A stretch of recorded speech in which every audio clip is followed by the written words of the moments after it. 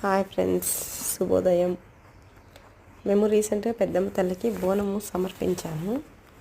అప్పుడు early morning లేచి fresh up అయిన తర్వాత ఇలా స్టవ్ క్లీన్ చేసి దాని మీద ముగ్గు పెట్టి కంపల్సరీ స్టవ్ దండం పెడతాము.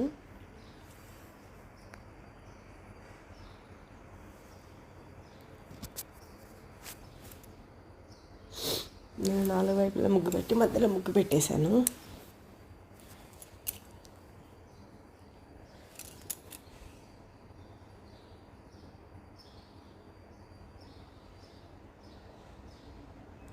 మ్యాక్సిమం ఎవ్రీడే ఉంటుంది. అనుకోకుండా ఎప్పుడన్నా ఏదన్నా ఉంటే చేయలేను, కానీ మామూలుగా అయితే ఎప్పుడు రెగ్యులర్గా ఇలాగే ఉంటుంది.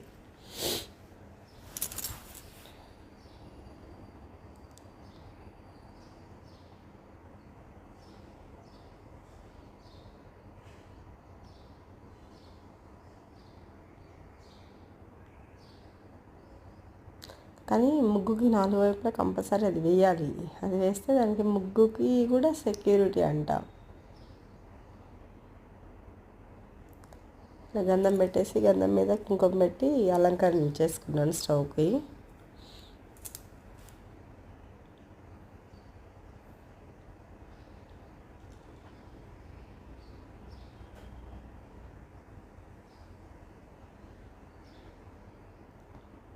ఇంట్లో ఏ పండగ ఉన్నా ఏది ఉన్నా సరే మ్యాక్సిమం వారంలో 2 ఫ్రైడే అలా డిఫరెంట్ డేస్లలో కంపల్సరీ స్టవ్కి ఇలా పూజ చేస్తాం.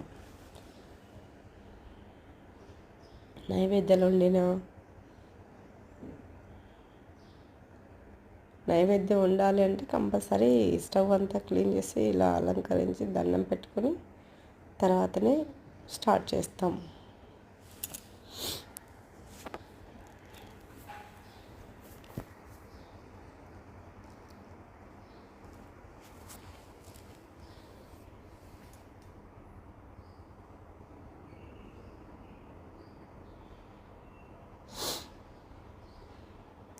తర్వాత ఏమో బియ్యము పెసరపప్పు వేసి కడిగి పెట్టేసుకున్నాను.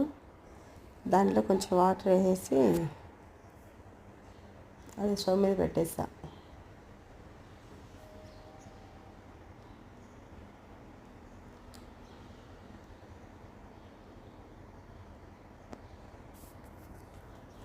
కానీ మ్యాక్సిమం నేను ఎప్పుడైనా సరే ఏ వంట స్టార్ట్ చేయాలో రాసినే పెట్టి స్టార్ట్ చేస్తా.